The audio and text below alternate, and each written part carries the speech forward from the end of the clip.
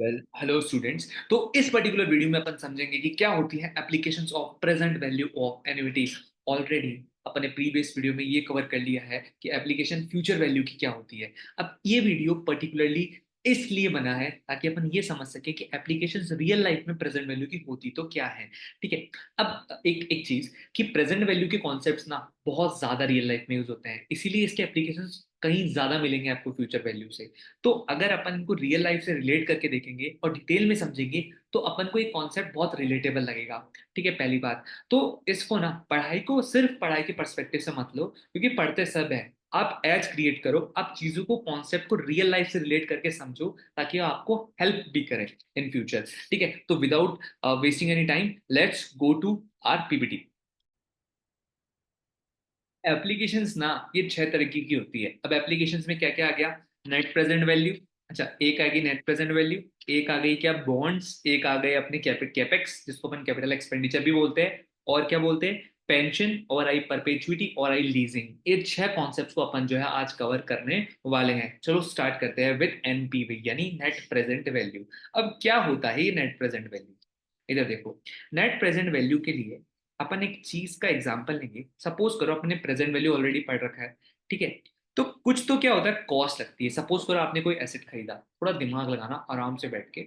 Suppose करो आपने एक एसेट खरीदा, एसेट कितने खरीदा एक क्वेश्चन में एक बार इग्नोर करना। सपोज करो आपने एक एसेट खरीदा, वो एसेट की कुछ तो कॉस्ट है। अब एसेट की कॉस्ट है सपोज करो 40,000 रुपए। या आपने सपोज करो एक गाड़ी खरीद ली 40,000 रुपए की, पता नहीं कौन सा जमाना है ये, लेकिन आपने एक गाड़ी खरीद ली 40,000 रुपए की। अब आपने एक तो ये 40,000 रुपए की कॉस्ट दी, ठीक है, प्लस क्या कर रहे हो ना, आप इसकी मेंटेनेंस करवाते हो। आप क्या करवा देते हो, इसकी मेंटेनेंस करवा देते हो हर साल 2,000 2,000 2 साल, हर साल के एंड में। आज एक तो ये गाड़ी की कॉस्ट लग गई है आपकी, और ये 2-2 हजार आपका क्या लग रहा है, मेंटेनेंस लग रहा है। अभी गाड़ी की कॉस्ट आपने कब पे करी? गाड़ी की कॉस्ट आपने कब पे करी? 1 साल बाद विद इंटरेस्ट। आपके पास आज पैसा ही नहीं था भाई, तो आपने ये गाड़ी की कॉस्ट कब पे करी? 1 साल बाद। मेरी बात को समझना ध्यान से। और 2-2 हजार रुपए की जो है आप क्या कर रहे हो उसके बाद पहले साल तो चलो फ्री हो गई, पहले साल के एंड में तो चलो फ्री हो गई, उसके बाद मेंटेनेंस कॉस्ट जो हर साल 2-2 हजार रुपए लग रही है। तो अब समझो मेरी बात, ये होता है आउटफ्लो। ये क्या होता है? आउटफ्लो। आउटफ्लो का क्या मतलब हुआ सर? देखो फिर से थोड़ा सा ढंग से लिखता है। ये क्या होता है अपना आउटफ्लो?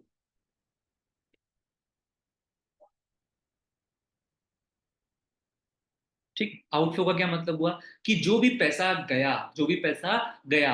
आउटफ्लो का क्या मतलब है? जो पैसा गया। अच्छा, इनफ्लो का क्या मतलब है? जो बेनिफिट उस एसेट से आपको डिराइव हुआ। सपोज करो अभी कार नहीं, आप ना कैब चलाते हो, कभी चलाना मत मतलब जरूरत ना पड़े कभी, बट अगर चलाते हो सपोज करो, ठीक है, you have to be a good C, right? बुरा नहीं है but you have to be good सी।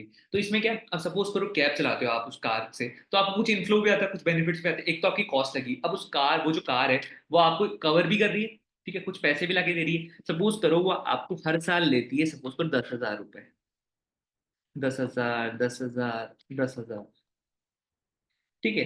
अब एनपीवी का कॉन्सेप्ट क्या है, नेट प्रेजेंट वैल्यू का कॉन्सेप्ट क्या है, कि आपको वो कार खरीदनी चाहिए या नहीं खरीदनी चाहिए, मतलब उस कार में आपको बेनिफिट होगा या नहीं होगा कार खरीदने से। तो वो कैसे पता चलेगा सर? देखो, आज अपन यहाँ पे 0 ईयर पे खड़े हैं, ठीक है, ये सब फर्स्ट ईयर की कहानी है, ये 0 वाले ईयर की पोजीशन है। मेरी बात को समझो, है ना। आप क्या करोगे, सारे आउटफ्लो की प्रेजेंट वैल्यू निकाल लोगे कि आज की वैल्यू क्या है।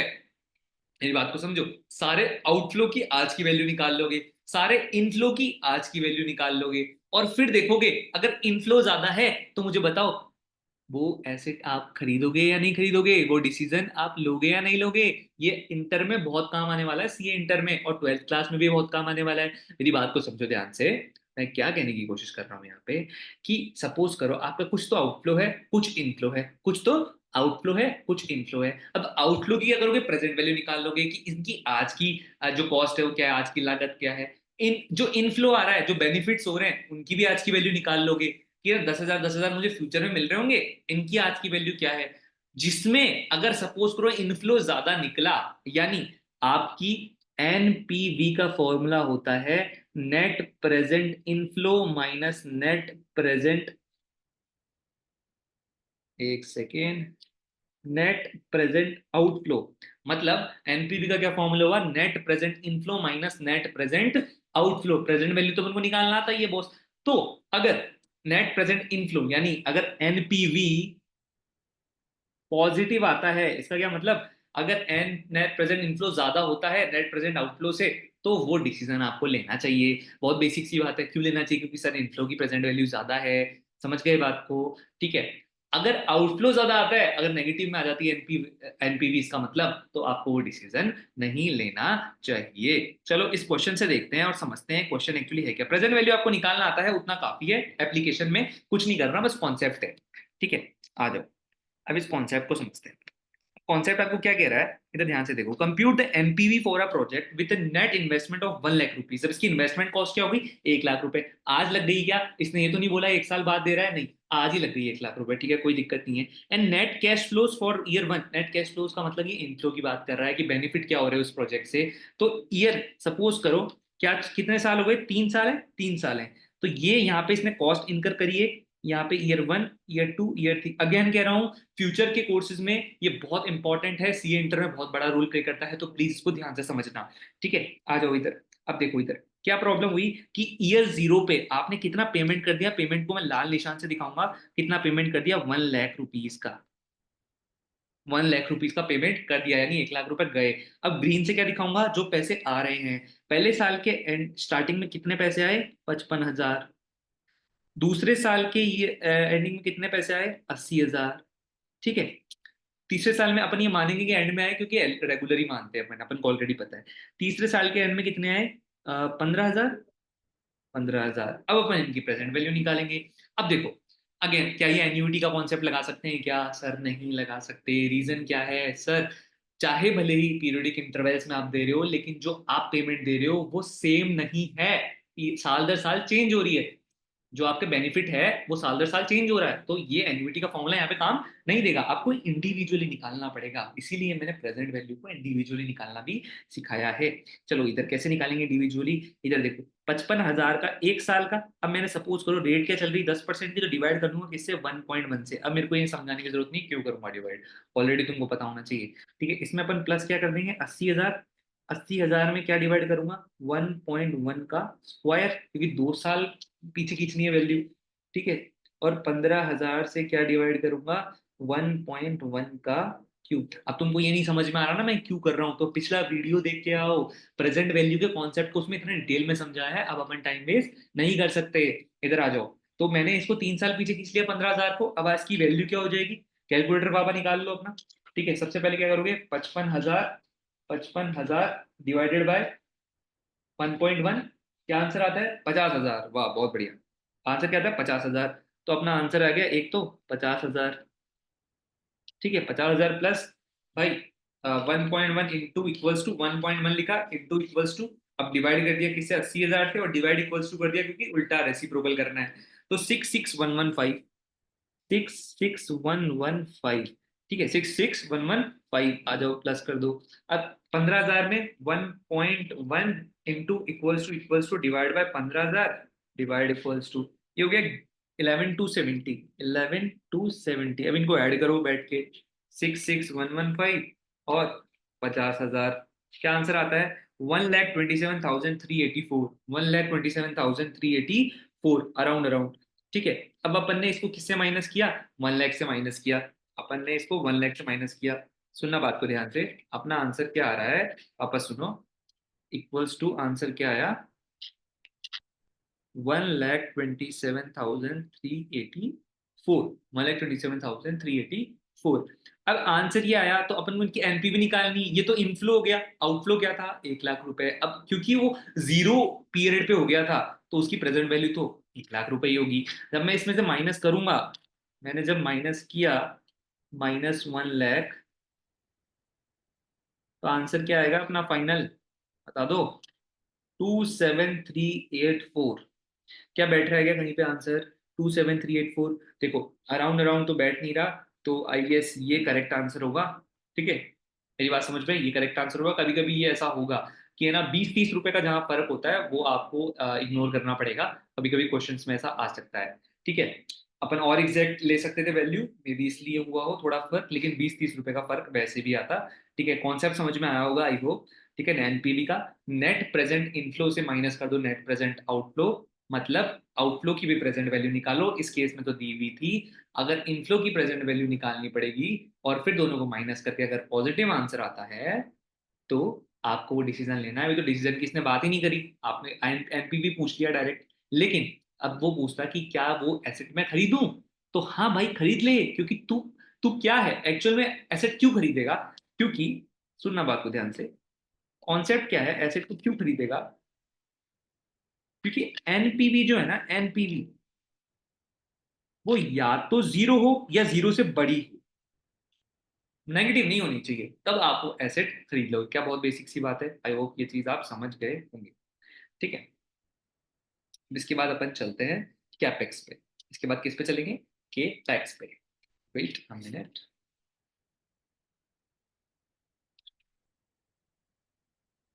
होल्ड होल्ड होल्ड, हम थमा। ठीक है, तो ये तो अपने पार्ट समझ लिया। तो बेसिकली अपन बार बार यही कह रहे थे कि नेट प्रेजेंट इनफ्लो से माइनस कर दो नेट प्रेजेंट आउटफ्लो। क्या बहुत बेसिक था ये वाला। ठीक है, अगर इसमें कोई भी डाउट रह जाता है तो प्लीज ना, प्लीज कॉन्टेक्ट मी। अब इसके अंदर क्या हो सकता है और क्या डिफिकल्टी आ सकती है? सपोज करो मैंने बार बार ये चीज बोली कि जो आउटफ्लो है ना, आउटफ्लो वो क्या कर सकता है, वो भी सालों में बढ़ सकता है, फिर आपको उसकी भी प्रेजेंट वैल्यू निकालनी पड़ेगी। इसमें आउटफ्लो प्रेजेंट वैल्यू ऑलरेडी दी हुई है। और कभी कभी वो डिसीजंस मांग सकता है कि डिसीजन आपको लेना चाहिए नहीं लेना चाहिए, फाइनेंसिंग डिसीजन बेसिकली। ठीक है, चलो बहुत बढ़िया। ठीक है, अब अपन करते हैं नेक्स्ट पार्ट। ओके, प्रॉब्लम इसमें। ठीक है, अब इसको हटाओ। ABC wants to lease out a machine. अच्छा, अब लीजिंग की बात आती है। देखो लीजिंग में दो तरह के लोग होते हैं, एक होता है लेसर जो लीज करता है, एक होता है लेसी जो लीज पे लेता है। सपोज करो कोई घर है तो उसकी बात अलग है, कोई मशीन लीज पे ली इसकी बात अपन करते हैं। ठीक है, तो सपोज करो मेरे पास दो एम्बिगुअसनेस है, दो चीजें आ जाती है कि मेरे को ना कोई मशीन को खरीदना है या कोई मशीन को रेंट पे लेना है। मेरी बात समझ में आ रही है? तो उस केस में ये क्वेश्चन काम करता है, कॉन्सेप्ट वही है, अपन समझ के देखते हैं क्या बोल रहे हैं। ABC wants to lease out a machine costing rupees 3,60,000 for a 5 year period. For a 5 year period, it has fixed rental of 1,05,000 per annum. ठीक है, पर साल अपन को 1,05,000 रुपए देने पड़ते हैं, कोई दिक्कत नहीं है। Starting from the end of first year, मतलब रेगुलर की बात कर रहे हैं। Suppose the rate of interest is 14% compounded annually on which the money can be invested. Okay, ये सब बात बेसिकली रेट की बात कर रहा है। ठीक है, तो इज द एग्रीमेंट फेवरेबल, देखो अभी डिसीजन की बात कर रहा है, इज द एग्रीमेंट फेवरेबल। ठीक है, आ जाओ। क्वेश्चंस कैसे बनेंगे? Yes, no, maybe cannot be defined none of these, तो इस तरीके से बन सकता है। ठीक है, अब समझो क्वेश्चन की फिर से टाइमलाइन बनाओ। टाइमलाइन बना के करोगे तो बहुत बेसिक सी बात है, अच्छे से समझ में आएगा। 1,05,000 रुपए जो है आपको हर साल आपको पे करने पड़ रहे हैं। 1,05,000 रुपए हर साल पे करने पड़ रहे हैं आपको। और मेरे को एक बात बताओ कि अगर आप आज ही पे कर दो, आप मशीन को आज खरीद ही लो लीज पे देने की बजाय, तो आपको 3,60,000 रुपए। मेरी बात समझ में आई? 3,60,000 रुपए कॉस्टिंग। और आपको 1,05,000 रुपए कितने सालों के लिए देने पड़ रहे हैं? 5 सालों के लिए। ठीक है, कितने सालों के लिए देने पड़ रहे हैं? 1,05,000, 1,05,000। ठीक है, 5 सालों के देने पड़ रहे हैं। ठीक है, और अगर आपको खरीदना है तो 3,60,000 में ही खरीद लो, आज ही खरीद लो, कोई दिक्कत ही नहीं है। ठीक है, तो अपन क्या करेंगे, अपन जो लीज है, जो अपन पे कर रहे हैं लीज, उसकी प्रेजेंट वैल्यू निकालेंगे। और लीज की प्रेजेंट वैल्यू अपनी cost cost of purchasing the machine से अगर ज्यादा आती है, अगर कॉस्ट से ज्यादा आती है तो अपन लीज पे ले लेंगे। सॉरी, अगर लीज की जो कॉस्ट है, प्रेजेंट वैल्यू जो है लीज की निकालने के बाद वो ज्यादा आती है तो लीज पे क्यों लेंगे, वो तो कॉस्ट है ना अपनी, तो अपन खरीद ही लेंगे ना। मेरी बात समझ में आ रही? जैसे सपोज करो अपने पास एक, अब अभी डिसीजन कैसे बने, अब लीजिंग का डिसीजन कैसे बने। सपोज करो अपन कोई कैब लेते हैं, ओला लेते हैं, उबर लेते हैं रोज की जिंदगी में। तो अपन उबर को खरीद ले या तो रोज इस तरीके से रेंटल रेंटल पे करते रहे। उबर रेंटल ही तो है वो, कितना मांग रहा है। ठीक है, रोज के इतने पैसे अपन को देने पड़ते हैं, इसकी बजाय अपन जब एसेट खरीदी क्यों ना लें। तो इसका डिसीजन कैसे निकला कि यार 1,05,000 रुपए ना, वो तो मेरे को रेंटल देने पड़ते हैं, 5 साल तक देने पड़ेंगे, और आज अगर मैं वो चीज खरीद लेता हूँ तो मेरे को 3,60,000 में पड़ेगा। ठीक है, तो देख लेते हैं कि कौन ज्यादा बेनिफिशियल है। अगेन 1,05,000 रुपए जो मैं इन 10 साल दे रहा हूँ उनकी प्रेजेंट वैल्यू मुझे निकालनी पड़ेगी। अब प्रेजेंट वैल्यू का फॉर्मूला क्या है सर? 1,05,000 पीवी की कैसे फॉर्मूला, 1,05,000। ठीक है, मल्टीप्लाई करूंगा किससे, 1 प्लस 1 प्लस 0.14 की पावर जो है, अब पावर क्या होगी 5 माइनस 1 अपॉन 0.14 और 1.14 की पावर 5। अब मैं प्रेजेंट वैल्यू निकाल लेता हूँ, मेरे को ऑलरेडी आती है प्रेजेंट वैल्यू निकालना। 1.14 को मल्टीप्लाई किया इंटू इक्वल टू 2 3 4 5 माइनस, अब सॉरी ये जो 5 है इसको प्लस में सेव भी कर लो, -1, ठीक है, divided by 0.14 divided by MRC, ठीक है, मल्टीप्लाइड बाय 1,05,000। आंसर आया आपका 360473। 360473 आंसर क्या आया? 360473। ओ माय गॉड, इतना सा फर्क है, देख के लग नहीं रहा था ना इतना सा फर्क है। एक्चुअल में ये 5 लाख रुपए आप 5 साल के बड़े होराइजन पे ले रहे हो, 14% के रेट के साथ, 14% के रेट के साथ, तो इनकी प्रेजेंट वैल्यू बहुत कम निकल के आती है। मेरी बात समझ में आई? 3,60,000 ही निकल के आती है।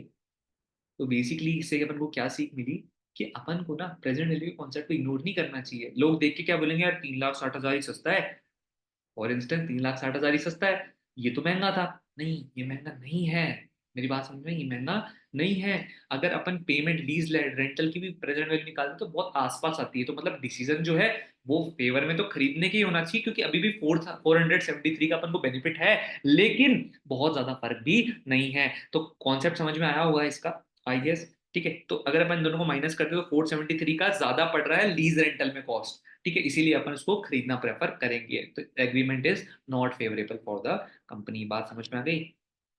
आ जाओ नेक्स्ट क्वेश्चन पे।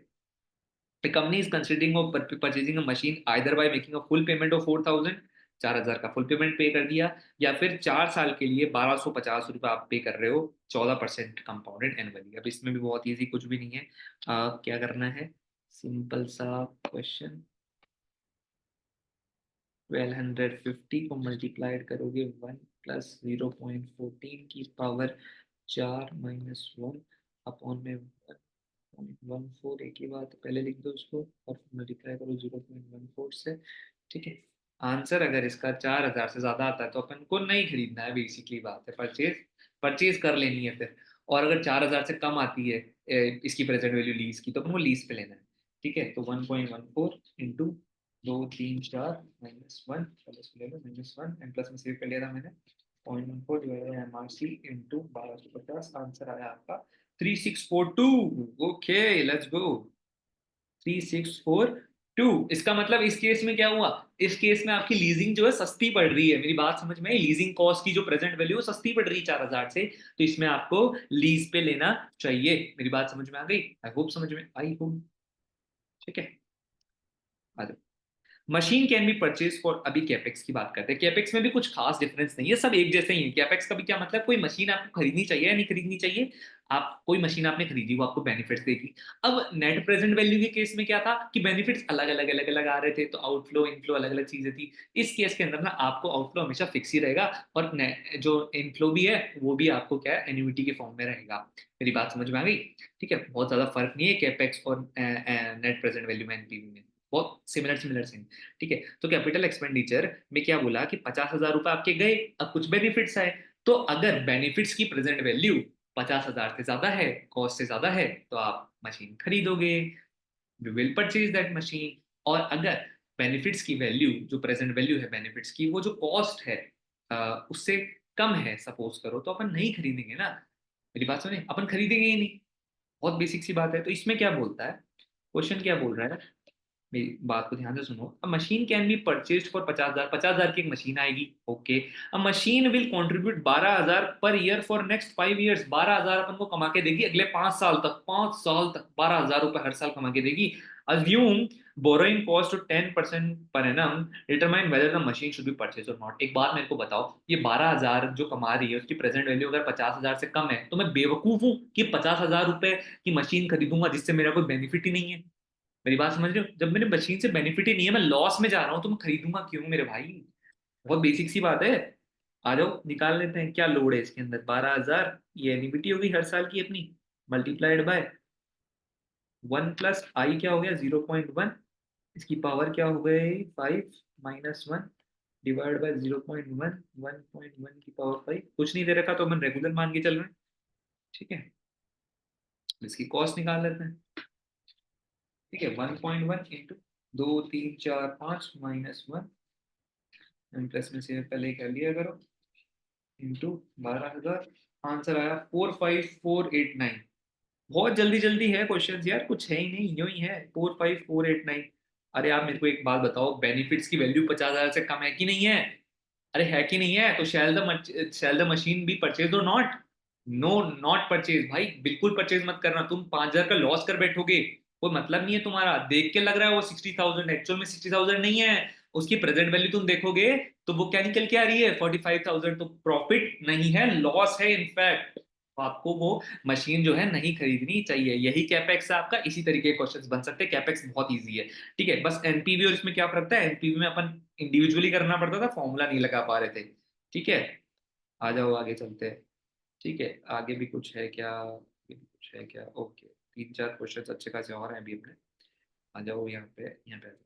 Arjun intends to purchase a 3 year rupees bond. Okay, bond का क्वेश्चन आ चुका है। अब बॉन्ड का कॉन्सेप्ट मैं आपको समझाता हूँ एक्चुअल में क्या होता है। देखो, what is the concept of bond basically. ठीक है, क्या होता है, जब आप कोई बॉन्ड खरीदते हो तो वो आपको एक फिक्स्ड इंटरेस्ट देता है। मेरी बात समझना ध्यान से, फिक्स्ड इंटरेस्ट। इसी तरीके का क्वेश्चन बनेगा, अगर कॉन्सेप्ट नहीं समझ में आया तो प्लीज रट्टाफिकेशन कर लो इस चीज का, क्योंकि ये ना कभी कभी नहीं समझ में आता है। तो बॉन्ड क्या है, आपको फिक्स्ड इंटरेस्ट देता है। ठीक है, कोई दिक्कत नहीं है, सब समझ में आ गया। ठीक है, अब बॉन्ड की जो वैल्यू है, सपोज करो वो ना एक तरीके से क्या होगा, पहले आपको फिक्स इंटरेस्ट देता रहेगा, उसके बाद ना एक बार जैसे सपोज करो आपने 1,000 रुपए, और इंटरेस्ट एग्जाम्पल के साथ समझते हैं, ज्यादा समझ में आएगा। 1,000 रुपए आपने इन्वेस्ट किए किसी बॉन्ड पे, ठीक है, तो आपको 10% का इंटरेस्ट दे रहा है। अब ये इंटरेस्ट सपोज करो बॉन्ड की मैच्योरिटी, मैच्योरिटी मतलब जो रिडीम हो जाएगा, आपने पढ़ा होगा ये वर्ड रिडीम। ठीक है, डिबेंचर्स टाइप का। तो 10% तो आपको साल दर साल एन्युटी की तरह मिलता रहेगा, लेकिन एंड के टाइम पे, एकदम एंड के टाइम पे आपको ये 10% ही मिलेगा, और लास्ट में उस साल का 10% तो मिलेगा ही मिलेगा। और ये 1,000 रुपए रिडीम हो जाएगा, मतलब आपको वापस मिल जाएगा। वो प्रीमियम पे भी मिल सकता है, जैसे आपको डिबेंचर्स में, अकाउंट्स में पढ़ा होगा। तो बेसिकली एक कॉन्सेप्ट समझते हैं किस तरीके से ये काम करता है। फॉर एग्जाम्पल सपोज करो मैंने गवर्नमेंट का बॉन्ड बॉन्ड परचेज किया, वो बॉन्ड मेरे को 10% इंटरेस्ट देता है, और वो 1,000 रुपए का मैंने परचेज किया। ठीक है, तो मेरी यहाँ पे तो है ना 0 साल मैंने यहाँ पे बॉन्ड परचेज करा। अब मेरे को पहले साल के एंड में 10 रुपए मिले, 1,000 रुपए तो 100 रुपए मिले, फिर 100 रुपए मिले, फिर 100 रुपए मिले, फिर 100 रुपए मिले, फिर एंड में मेरे को मिले 1,100 रुपए। 1,000 रुपए प्लस 1,100 एंड वाले साल के लिए। बस यही बॉन्ड का कॉन्सेप्ट है बेसिकली, बस बहुत सिंपल सी बात है। ठीक है, अब बॉन्ड अपने लिए बेनिफिशियल है कि नहीं है? अरे भाई, बहुत बेसिक सी बात है, क्या करोगे, बॉन्ड बेनिफिशियल है कि नहीं है? सबकी प्रेजेंट वैल्यू निकाल लो, 1,000 रुपए से ज्यादा निकली तुम्हारा बेनिफिशियल है, वरना नहीं है। ये तो बहुत सिंपल सी बात हो गई। अब कुछ टाइम पे क्या हो जाता है, देखो कुछ टाइम पे क्या हो जाता है, इसके क्वेश्चन थोड़े घूमे में आते हैं। ये तो बहुत बेसिक सी बात है कि आपको बॉन्ड का कॉन्सेप्ट क्या है। बॉन्ड का कॉन्सेप्ट बहुत ज्यादा सिंपल सा है कि आपको पहले पहले तो इंटरेस्ट इंटरेस्ट मिलता रहता है, फिर ईयर के एंड में प्रीमियम के साथ में या तो एट पार रिडीम हो जाता है क्या आपका बॉन्ड। तो पहले आपको जैसे सपोज करो आपने 1,000 रुपए यहाँ पे इन्वेस्ट कर दिए, मेरे पास सुनना, 1,000 रुपए आपने यहाँ पे इन्वेस्ट कर दिए, तो ये तो 1,000 रुपए गए इन्वेस्टेड। अब आपको इंटरेस्ट मिला पहले साल के एंड में, दूसरे साल के एंड में, तीसरे साल के एंड में, लास्ट जब रिडीम होने की बात आई तो इंटरेस्ट भी मिल गया उस साल का, और वो जो 1,000 रुपए आपके थे वो भी मिलेंगे ही ना आपको। मेरी बात समझ में आ रही है? वो भी तो मिलेंगे ही ना, जो आपको प्रिंसिपल अमाउंट आपने स्टार्टिंग में इन्वेस्ट किया था वो भी मिल गया। अब इन सब की प्रेजेंट वैल्यू निकालोगे, अरे आप तो बोलोगे तो ज्यादा ही होगी। अरे भाई कोई जरूरी नहीं है, निकाल के देखो एक बार। अगर ज्यादा है सपोज करो, तो बहुत बढ़िया है, बॉन्ड परचेज करो, फायदा ही है। लेकिन अगर 1,000 रुपए से कम है तो बॉन्ड क्यों खरीद रहे हो यार, वैसे ही बर्बादी होनी है, मत खरीदो। मेरी बात समझना की, तो ये तो तब हो गया जब बॉन्ड शुड बी परचेज और नॉट। अब क्वेश्चन और किस तरीके से घूम सकता है, ये इस तरीके क्वेश्चन तो अपन केपेक्स में कर चुके हैं, तो ये कॉन्सेप्ट में नहीं पढ़ ले रहा वापस। लेकिन क्वेश्चन किस तरीके का आ सकता है इसके अंदर, Arjun intends to purchase a 3 year bond, मतलब 3 साल, तीन तीन 1,000 रुपए नहीं दे रहा है, एन्युटी 1,000 रुपए नहीं है, ये बॉन्ड है जो 3 साल की मेच्योरिटी का है। ठीक है, एट पार, एट पार मतलब कोई प्रीमियम नहीं है, मतलब जितने पे आपने खरीदा उतने पे ही रिडीम होएगा आपको।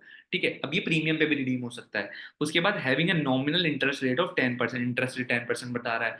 Eight what price the bond should be purchased now if it matures at par and the investor expects a return of 14%। इसका क्या मतलब, सुन, मेरी बात को सुनना, मेरी बात को ध्यान से सुनना। ठीक है, इन्वेस्टर जो है वो एक्सपेक्ट क्या करता है, 14% का रिटर्न। अरे यार एक बात मेरे को बताओ, इन्वेस्टर अगर 14% का रिटर्न अज्यूम करता है या एक्सपेक्ट करता है, तो अगर वो 1,000 रुपए पे खरीदेगा तो काम बनेगा ही नहीं। क्यों? क्योंकि उस पर तो 10% का इंटरेस्ट मिल रहा है ना।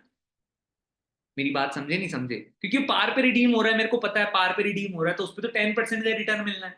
100 रुपए 100 रुपए 100 रुपए। लेकिन इन्वेस्टर क्या बोलता है, नहीं भाई, मेरे को तो क्या चाहिए, मेरे को तो 14% का रिटर्न चाहिए, क्योंकि वो अब एक बात बताओ, इंटरेस्ट तो बढ़ा नहीं दूंगा मैं, इंटरेस्ट तो वही रहेगा जो रहेगा। अब अपन क्या कर सकते हैं, परचेज प्राइस जो है ना उसको गिरा सकते हैं, उसको थोड़ा सा कम कर सकते हैं। मेरी बात समझ में, मतलब क्या, सपोज करो अगर परचेज प्राइस 1000 रुपए है और मैं थोड़ा सा कम में खरीद लेता हूँ, ठीक है, तो मेरे को वो रिटर्न ज्यादा मिल जाएगा।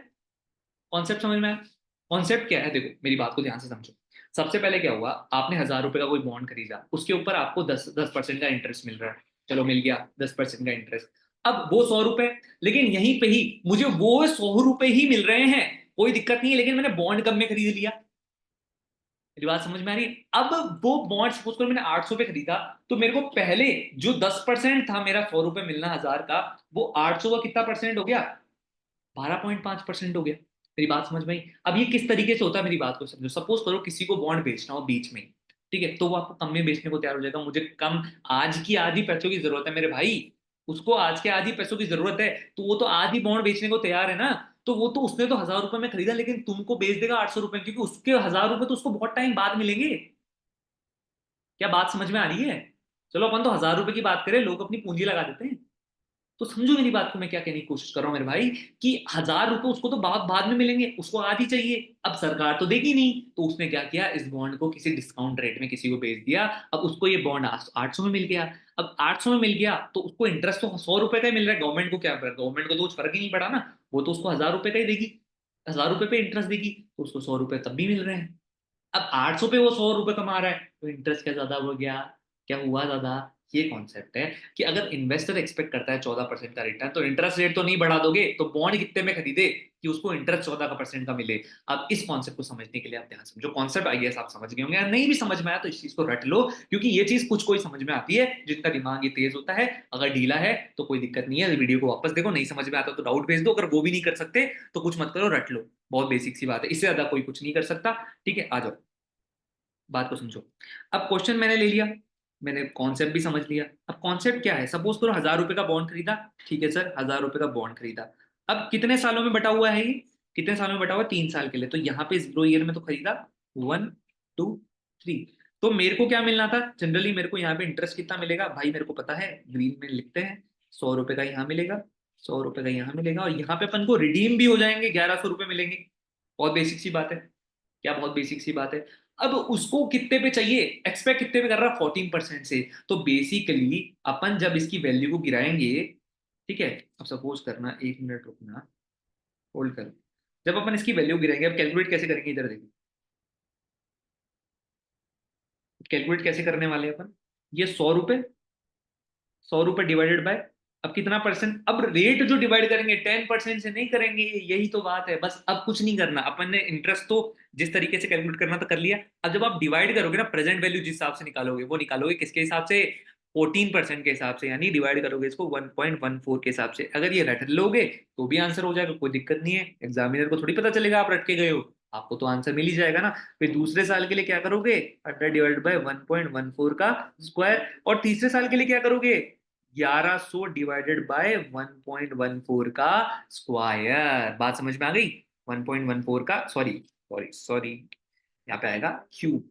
अब इन तीनों को प्लस करके देखो, क्या आपकी वैल्यू, अब वो वैल्यू पूछ रहा है राइट, कि कौन सी वैल्यू पे खरीदना चाहिए, आ जाओ देख लेते हैं। क्या करोगे, पहले 100 डिवाइडेड बाय 1.14, आंसर क्या आया भाई, 87.7, तो 88 मान लेता हूँ मैं एक बार को, तो 87.7 आया, वैसे कोई दिक्कत नहीं है, तो मैं इसको एक बार हटा दूं, ठीक है, तो आया 87.7।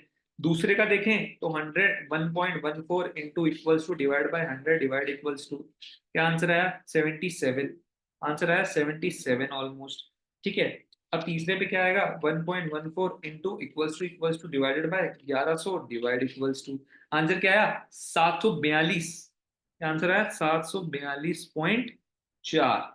क्या मेरी बात समझ में आ गई? अब इन प्रेजेंट वैल्यू को प्लस कर लो बैठे बैठे, 77, 87.7, आंसर क्या आ रहा है आपका, 907, आंसर वुड बी 907। बहुत क्लियर है, बॉन्ड का क्या समझ में आ गया है? हाँ सर अब तो समझ में आ गया है। नहीं समझ में आया तो प्लीज मुझे आप टेक्स्ट कर सकते हो, मेरा नंबर फिर से लिख लो 9664358536। नहीं समझ में आता तो इसमें पूछो, वो भी नहीं पूछा जाता तो कुछ नहीं किया जा सकता है। ये क्वेश्चन यहीं पे अपन समाप्त करते हैं, चलते हैं आगे की ओर। ठीक है, if money is worth 6% per annum find the present value of perpetuity. आ जाओ परपेचुइटी का कॉन्सेप्ट समझते हैं। अरे परपेचुइटी होती क्या है सर?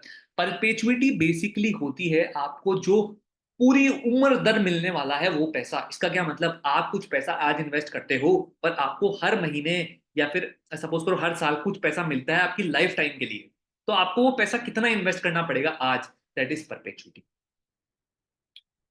समझ में आ गया? नहीं समझ में आया? फॉर्मूला देखो सबसे पहले। तो सबसे पहले जो परपेचुइटी का अपना फॉर्मूला होता है, ठीक है, वो क्या होता है सबसे पहले अपन ये देखते हैं।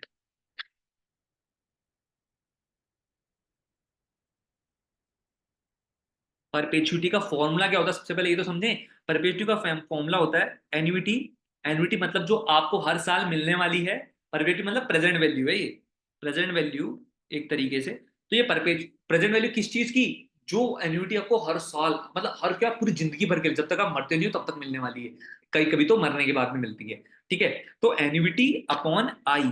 आई मतलब क्या हो गया? R upon 100। और अगर, तो बेसिकली आई क्या है? आई क्या है? R upon 100। किस केस में? जब कंपाउंडिंग क्या हो, जब परपेचुइटी मिल कब रही हो? पेबल हो, पेबल हो ईयरली। अगर पेबल मंथली या पेबल क्वार्टरली हो जाता है तो यहाँ पे डिवाइड बाय एम भी कर दोगे। इसमें ईयर कुछ भी नहीं है तो इसमें वो और कहीं मल्टीप्लाई नहीं करना, बस ये एम नीचे ही आएगा। एम क्या होता है भाई अपना? ऑलरेडी मैं समझा चुका हूँ कंपाउंड इंटरेस्ट के अंदर एम क्या होता है। अगर क्वार्टरली है तो M4 है, सेमी एनुअली तो M2 है, और अगर मंथली है तो M12 है। बेसिक सी बात है। ठीक है, तो ये फॉर्मूला नोट कर लो सबसे पहले। अब परपेचुटी फिर क्या होती है? परपेचुटी वो पैसा है जो आपको इन्वेस्ट करना है आज की तारीख में, आज की तारीख में, और वो आपको एक एन्युइटी पूरी उम्र दर्द ला के देगा। ठीक है, समझ गए मेरी बात को? बहुत बढ़िया, अगर समझ गए तो मेरी बात को अब इसको अप्लाई करके देखते हैं। अप्लाई करके देखें। अब अप्लाई करके क्या पता चला कि 1000 रुपए आपको हर क्वार्टर मिलेंगे। 1000 रुपए तो एन्युइटी हो गई आपकी, 1000 रुपए। ठीक है, और आप डिवाइड किससे करोगे? डिवाइड किससे करोगे? 8% से। अब 8% भी ऐसे ही थोड़ी, अब 8% है 8/100। और नीचे भी किससे मल्टीप्लाई कर दोगे? मेरी बात बताओ, नीचे किससे? 4 से मल्टीप्लाई कर दोगे। तो इसका आंसर क्या निकल के आएगा? ये नीचे वाला तो ऊपर चला जाएगा एकदम। इसका आंसर क्या निकल के आएगा बताओ? अरे मेरे को बता दो, क्या आंसर निकल के आएगा? 1000 × 400 डिवाइडेड बाई 8। आंसर क्या आया? 50,000। आंसर क्या निकल के आया? 50,000। मतलब आपको 1,000 रुपए हर क्वार्टर मिलते जाएंगे जिंदगी भर के लिए, आप बस आज 50,000 रुपए जमा करा दो। मेरे हिसाब से ये बात बहुत क्लियर है, क्रिस्टल क्लियर है, समझ में आ गई होगी। तो फॉर्मूला क्या हुआ परपेचुइटी का? परपेचुइटी का फॉर्मूला क्या हुआ? आज एन्युइटी अपॉन आई। बहुत सिंपल सी बात है। ठीक है, सिंपल। अगर if money is worth 4% compounded annually find the present value of the perpetuity of ₹4,500 payable at the beginning of year. अरे यार 4,000, अब देखो कॉन्सेप्ट फिर से कॉन्सेप्ट। अब बिगनिंग ऑफ द ईयर ये इमीडिएट का केस है, परपेचुटी के अंदर ये इमीडिएट का केस है। अब उसके अंदर कैसे करते हैं? परपेचुटी थोड़ा सा कॉन्सेप्ट अलग है। अगर इमीडिएट का केस है परपेचुटी के अंदर, क्योंकि बिगनिंग ऑफ द ईयर की बात कर रहे हैं, तो फॉर्मूला कैसे हो जाएगा? A upon I plus A. As simple as that. मैंने बताया था जैसे अपन प्रेजेंट वैल्यू में निकालते हैं। अब इसको कैसे निकालेंगे भैया? ईयर देखिए, ईयर है तो अपन को एम तो लगाना नहीं है। ठीक है, तो क्या हो जाएगा? 4,500 डिवाइडेड बाय 0.04। बहुत बेसिक सी बात है। प्लस कर देंगे 4,500। तो इसका आंसर क्या निकल के आएगा भैया अपना? ठीक है, 4,500 डिवाइडेड बाय 0.04। 4,500 divided by 0.04। ठीक है, प्लस कर देंगे इसमें 4,500, तो आंसर हो जाएगा 1,17,000। 1,17,000। क्या बहुत बेसिक सी बात है। तो फॉर्मूला क्या निकला? जब जब इमीडिएट का केस हो परपेचुटी के अंदर, ये कोई नहीं बताएगा आपको। इमीडिएट का केस तब क्या होगा? ए अपॉन आई, ये सब इग्नोर ही कर देते हैं, प्लस ए। क्या समझ में आ गया? ये है present value of perpetuity immediate के केस में।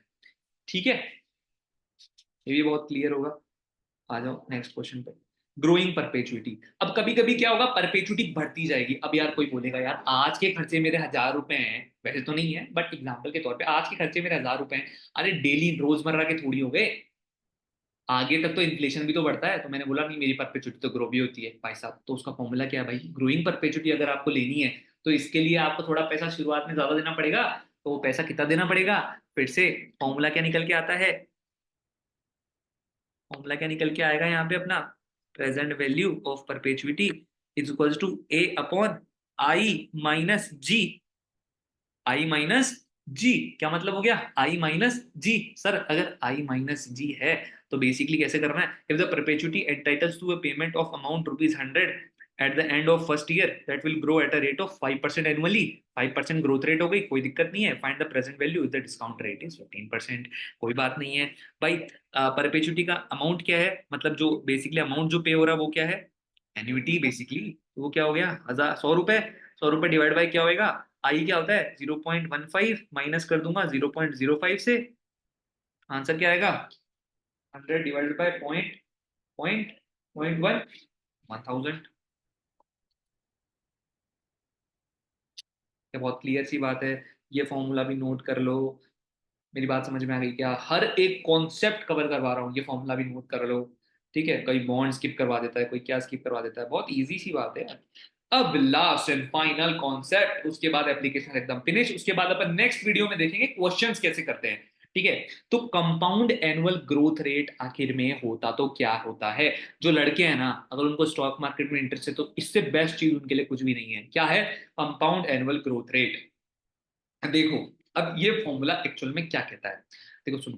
कंपाउंड एनुअल ग्रोथ रेट होता क्या है, कहाँ यूज होता है, बहुत ज्यादा स्टॉक्स में, शेयर्स में। कहाँ यूज होता है, स्टॉक्स में, शेयर्स में। किस तरीके से यूज होता है, ये किसी शेयर की प्राइस है। अगर किसी लड़की को नहीं पता है, किसी लड़के को नहीं पता तो इग्नोर।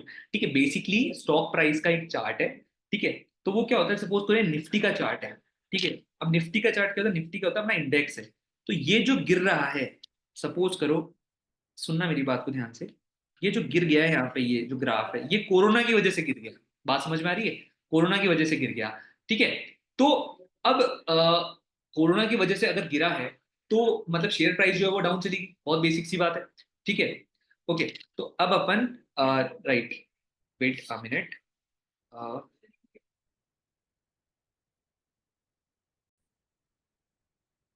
क्या होता है C A G R, compounded annual growth rate क्या होता है, सी ए जी आर। अब मैं क्या बात कर रहा हूँ, ये जो शेयर है ना, चलो ये जो डाउनफॉल दिख रहा है कोरोना की वजह से, आपने सुना होगा शेयर मार्केट जो है टूट गया, अर्शद मेहता तो के बारे में तो सुना ही होगा, वो वहां पे भी उस टाइम पे टूटा था।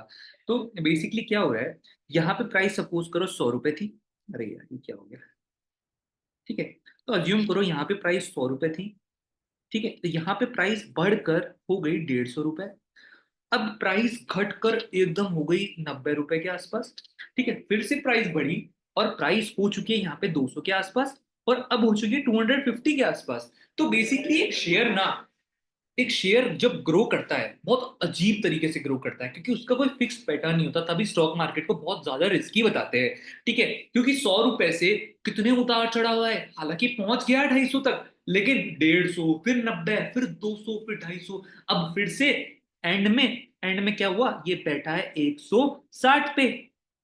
मेरी बात समझ में आई, तो इससे क्या सीखने को मिला कि जो सीएजीआर होती है वो किस पे निकलती है, ऐसी चीजों पे जिनकी जो है ना रेट फिक्स नहीं है। जैसे मैंने क्या बोला कि 10%, 10% हर साल मिल रहा है, अरे यार इसके अंदर क्या 10% हर साल मिल रहा है। तो कंपाउंडेड एनुअली ग्रोथ रेट क्या होती है कि आपको फर्क नहीं पड़ता कि हर साल आपको क्या मिल रही है, आपको फर्क नहीं पड़ता, लेकिन 100 से 160 पहुंचने तक कितना ग्रो हुआ ये कंपाउंडेडली, ये आपको निकालना है। फिर से बात, मेरी बात को ध्यान से सुनो, ये 100 से 250 तक भी गया, ये फिर 160 भी आ गया, कुछ फिक्स है क्या, नहीं। लेकिन सीएजीआर क्या है कि 100 से लेके 160 तक गया, कितने सालों में गया, 1 2 3 4 5, 5 सालों में गया। मेरी बात को समझो, 5 सालों में गया क्या। ठीक है, अब 5 सालों में 160 तक पहुंच गया, तो इसकी सीएजीआर यानी जो कंपाउंडेड ग्रोथ है वो कितनी है। अब अपन वो निकालेंगे, वो फिक्स्ड रेट, एक एवरेज रेट, उसको निकालने का फॉर्मूला कि 100 से 160 तक किस तरीके से पहुंचा, उसको निकालने का फॉर्मूला है ये। क्या है, सबसे पहले एंडिंग वैल्यू, सबसे ऊपर एंडिंग वैल्यू क्या होती है भाई साहब, एंडिंग वैल्यू क्या होती है, 160 है भाई एंडिंग वैल्यू। तो फॉर्मूला देखना ध्यान से। उसके बाद बिगनिंग वैल्यू, बिगनिंग वैल्यू क्या है 100। ठीक है, divided by 1 upon number of years, number of years कितने हो गए, 5 साल हो गए क्या, 5 साल हो गए क्या।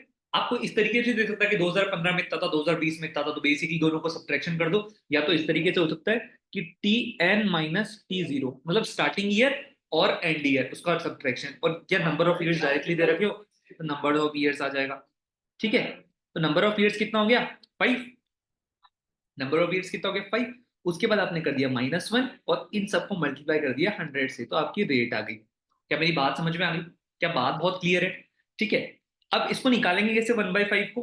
अरे यार देखो, ऑलरेडी अपन इस बारे में डिस्कस कर चुके हैं कि 1/5 निकलेगा तो निकलेगा कैसे। अब अपन अभी डिटेल में इस क्वेश्चन को कवर करते हैं। एक सेकेंड होल्ड कर।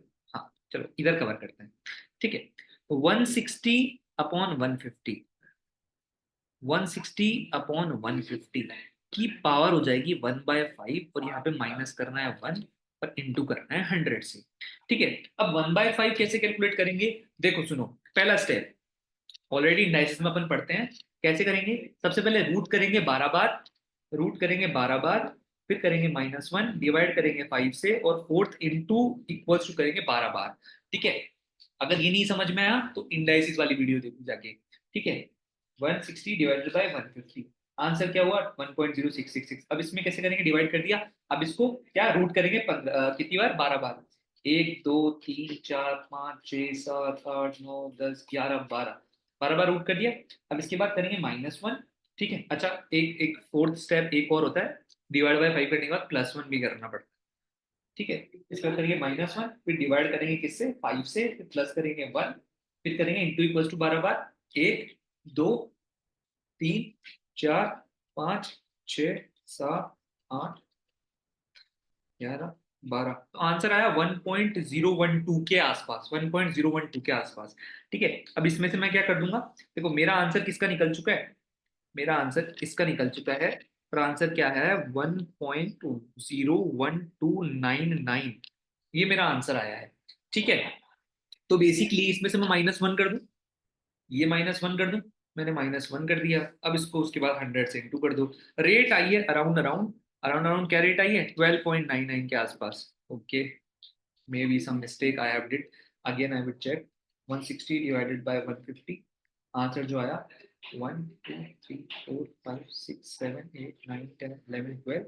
ठीक है, -1 डिवाइडेड बाय 5 +1, 1 2 3 4 5 6 7 8 9 10 11 12। ठीक है, आंसर तो यही आ रहा है। ठीक है, आंसर ये आ रहा है, उसके बाद -1। ओके, ओके मैंने यहाँ पे 150 कर दिया, तभी मैं सोचूं क्या गड़बड़ हो गई है। 150 नहीं है ना, ये 100 है। आंसर क्यों करेक्ट नहीं आ रहा था? अब समझ में आ गया।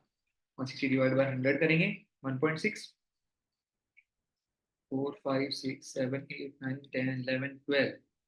ठीक है, -1। ठीक है, डिवाइड बाय 5 +1, 1 2 3 4 5 6 7 8 9 10 11 और 12, तो आंसर अपना आ चुका है। आंसर अपना क्या आया? आंसर अपना क्या आया? 1.09856, 1.09856, इसमें से कर दिया मैंने -1 और इंटू कर दिया 100, तो मेरी जो रेट निकल के आई है वो निकल के आई है करीब करीब 9.85%। मेरी बात समझ में आई किस तरीके से क्वेश्चन सॉल्व हुआ? 9.85%। अभी 9.85 जो परसेंटेज आई, इसको मैं चेक कर लूं, एक बार चेक कर लूं क्या? कैसे चेक करूंगा सर? 100 में कैलकुलेटर उठाओ, 100 लिखो, और 100 में प्लस करते जाओ 9.85% 5 बार, आपका आंसर क्या होगा? 160 करके देखिए क्या।